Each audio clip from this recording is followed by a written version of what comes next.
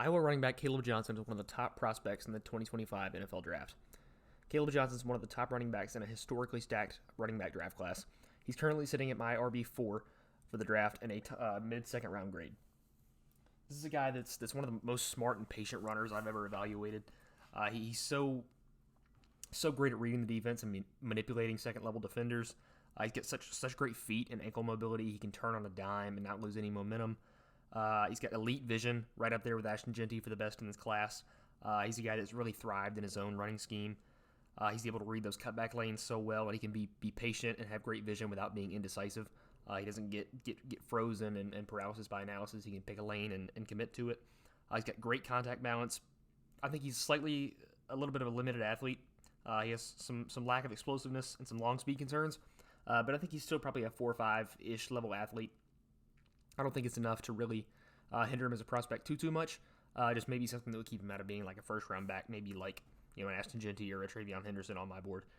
I think he does have a tendency to be kind of uncreative in space, kind of want to run through guys instead of around them. But I think there's flashes of him being elusive in space, just maybe something that he needs to work on at the next level. And as far as receiving goes, Kaleb Johnson never really ran anything at Iowa because the offense just really didn't demand it. He didn't really have a route tree at Iowa. It's not to say he can't do it. It's just that Iowa never really asked him to. Pretty much the only thing he ran was swing routes. So I think given the chance, he might be able to have some receiving production, but it was just never really something that was a part of Iowa's offense. And when it comes to player comps, I've said this before in my breakdowns, when I'm comping a player, it's nothing to do with career trajectories or anything like that. I'm purely comparing very similar play styles that I see in players. And I don't throw comps around lightly because I think it's easy to go into lazy or bad comps, and I would hate to do that in my evaluations. But one thing that really jumped off to me about Kaleb Johnson is just glaring similarities to Le'Veon Bell for the Steelers a couple years ago. They're both just so incredibly patient and smart runners. They both had great vision. They're willing to sit and wait for lanes and holes to open up in the backfield, but they can still be decisive when they need to. I think Le'Veon Bell was a little bit better of a receiver than Kaleb Johnson is. And it's not to say Kaleb Johnson's a bad receiver or he can't do it. It's just not something that was asked of him in the Iowa offense. So it's something that remains to be seen. Maybe he can do it, and we'll see that unlocked at the NFL when he gets to a scheme that maybe asks him to do a little bit more in the pass game. But that's just not something they did at Iowa. But I think that they were both limited athletes coming out of college. That was their biggest knock, and it didn't affect Le'Veon Bell. Obviously, he had an awesome career, even though it was a little bit short. I just see a lot of glaring similarities between him and Kaleb Johnson in terms of their running style. And I think that Kaleb Johnson really has some high, 2018, 2017 Le'Veon Bell potential. And as far as production goes, Kaleb Johnson in 2024 was one of the more productive running backs in the entire country in the 2024 season. He averaged 6.4 yards a carry on 1,537 yards and 21 touchdowns on a pretty mediocre Iowa team. Incredibly productive back, a true junior. He's a young prospect, especially for being as advanced and developed as a runner he is and such a smart player to be as a true junior at his age. This is a guy that really has true workhorse, bell cow running back potential and can be a day one starter for an NFL offense. We're going to jump into this Washington game. And I think Kaleb Johnson against Washington was probably some of the most impressive running back tape that I've watched so far this cycle, which is saying a lot in this running back draft class. He was so dominant in this game, and a lot of that credit goes to the Iowa offensive line. They blocked really, really well, as you're going to see. So many of these runs are on the same split zone run scheme.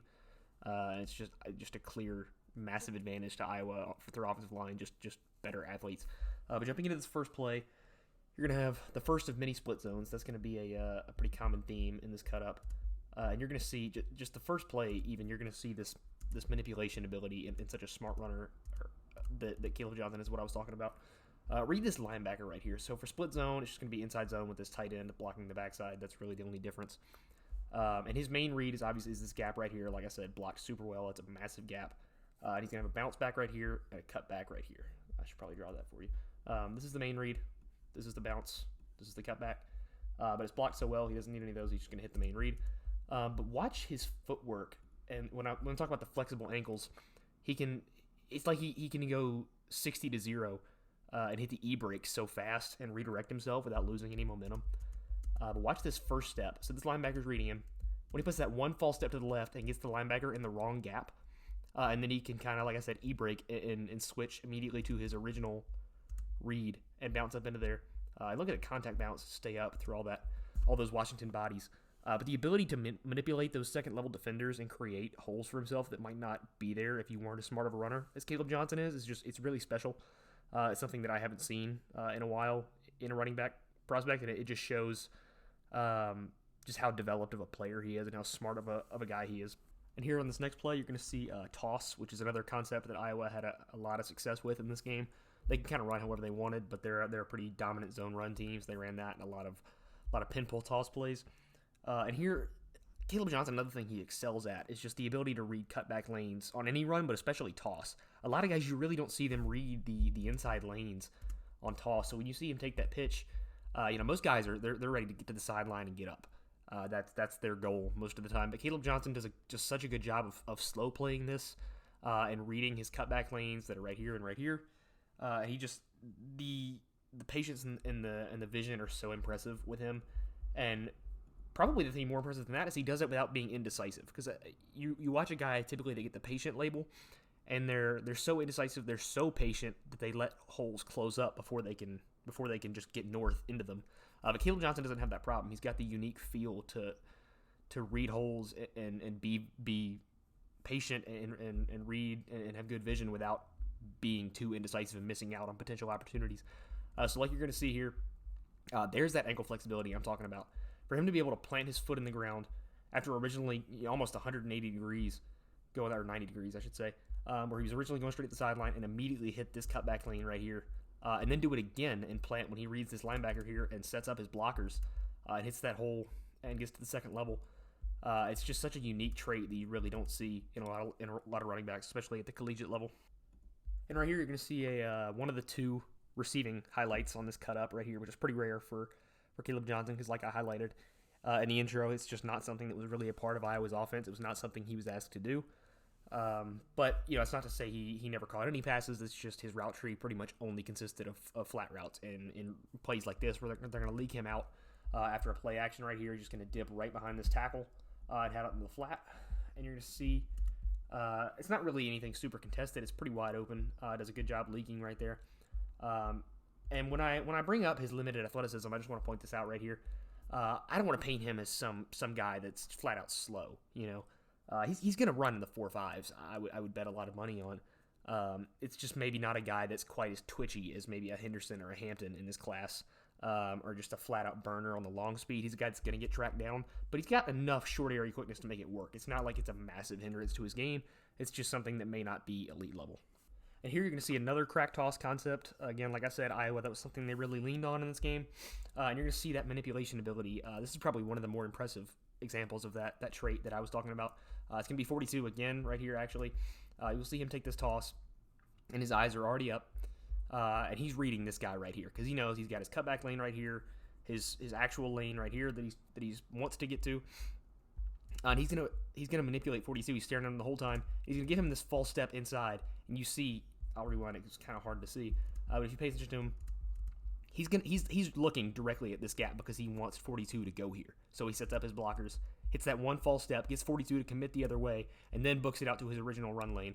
Runs through a tackle. Like I said, that contact balance is still really, really impressive. Maybe not to the level of like an Amarion Hampton or an Ashton Genty, like other guys in this class, but it's still a strength for him. It's still something that's really impressive. And another thing I mentioned, him being maybe kind of uncreative in space or having a tendency to do that.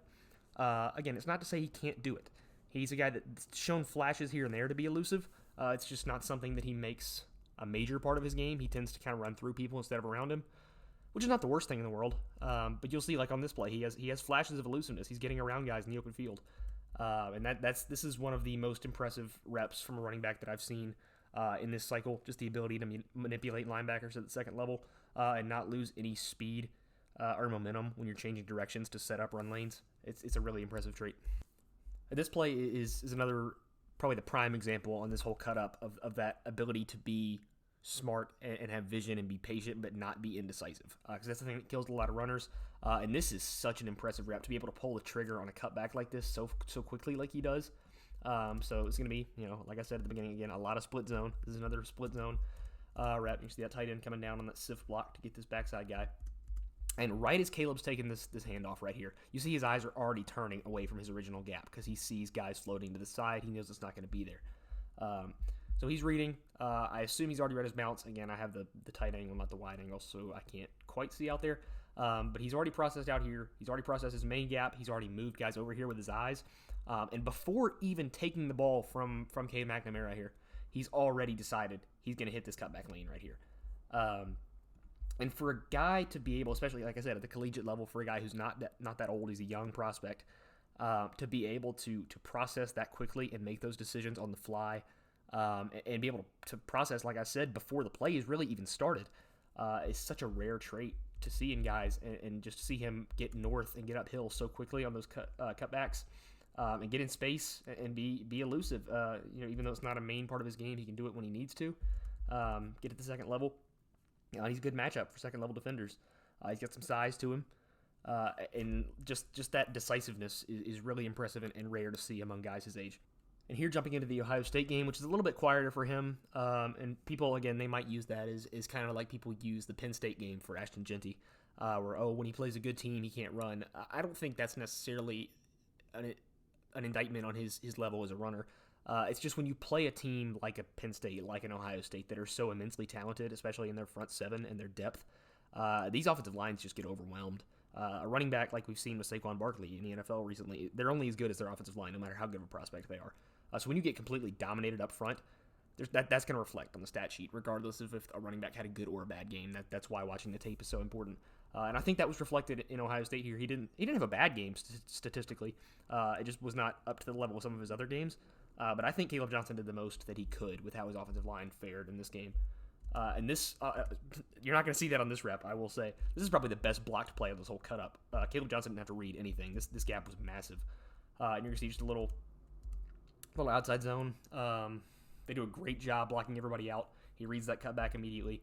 And here he's one-on-one with, I believe that's Cody Simon. I could be wrong. I might be seeing the wrong Ohio State linebacker. But he's just one-on-one in the hole. And this is where running backs really have to separate themselves from the elite guys to the not elite guys. Is can you make that guy miss when you get your one-on-one shot?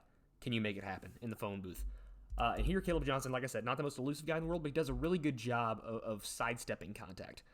When I mentioned that contact balance, it's what made Derrick Henry so good for such a long time and add that longevity to him, is you don't take contact head up front. If you can get it on the shoulder or a little bit on the side, it just really helps you bounce off of guys, and it helps limit the wear and tear on that kind of stuff. And you're going to see him still just be able to bounce right off that contact, and just not take it fully head on, not let a guy get squared up and get in his frame. Does a good job just sliding off to the side. And here you're going to be in, and you guessed it, split zone again for Iowa here. And this is just another great example of that patience. And this is not one where he really has to, he has to, read a cutback or anything like that. He does a good job staying on his assignment. He doesn't bail too quickly on a bounce or a cutback. He's going to stay on his assignment in his design gap between this guard and the tackle. And he's just going to wait for things to develop, because it's kind of a cluster here when he first takes his hand off.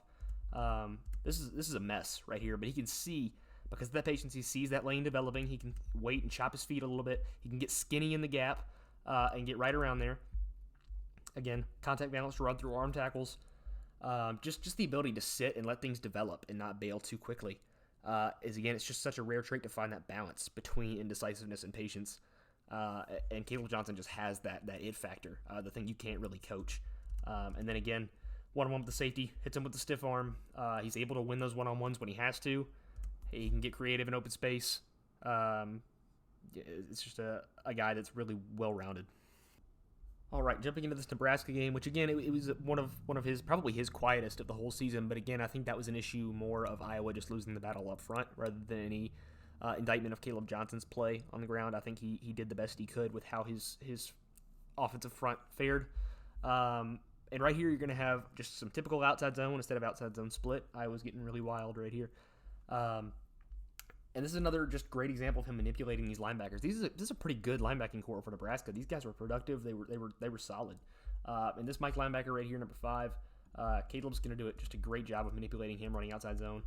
You're going to see this typical outside zone read, your cutback, your main read, your bounce read, or again, if it's stretch zone, or if you want to get really into the weeds, sometimes this is their primary read. But this is what Kaleb Johnson's reading on this play. These are his 3 lanes.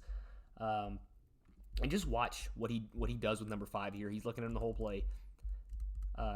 Kaleb, he's fully booked to the outside. His momentum is all the way going this way. And number 5 knows that's why he's already committed that way, because most running backs cannot change positions from where Kaleb Johnson is right now.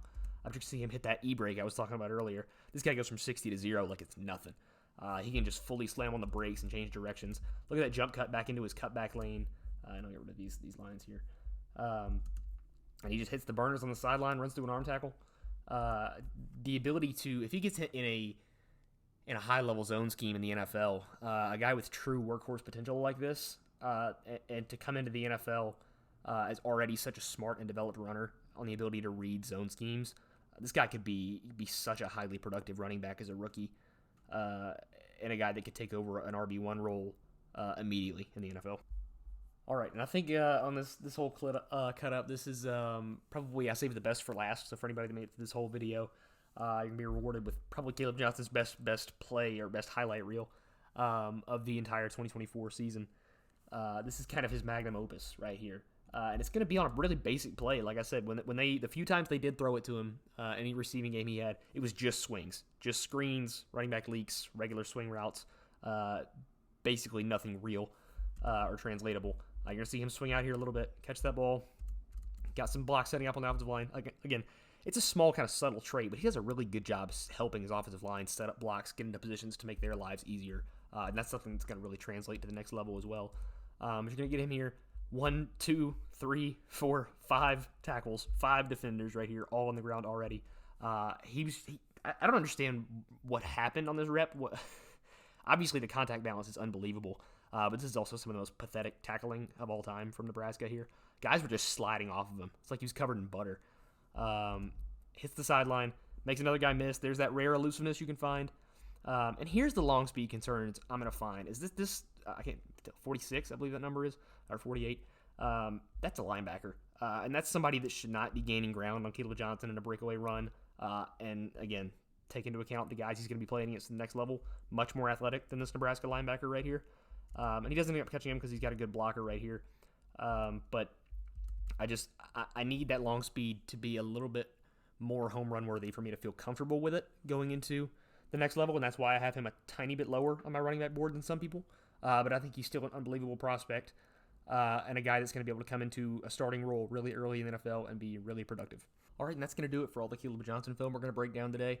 Like I said, I think this is one of the few guys in this class up there with the Marion Hamptons and the Ashton Genties that has true bell cow workhorse potential. He can come in and be a true RB1 and handle that kind of workload.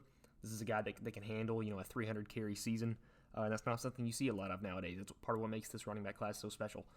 So I think Kaleb Johnson is a guy that you can take a shot on high in a fantasy draft, and he's going to get you some immediate good production, high quality round 1 guy. That's just going to give you a solid floor. He's a safe prospect. And yeah, that's going to be it for this video. If you enjoyed it, be sure to leave a like and subscribe.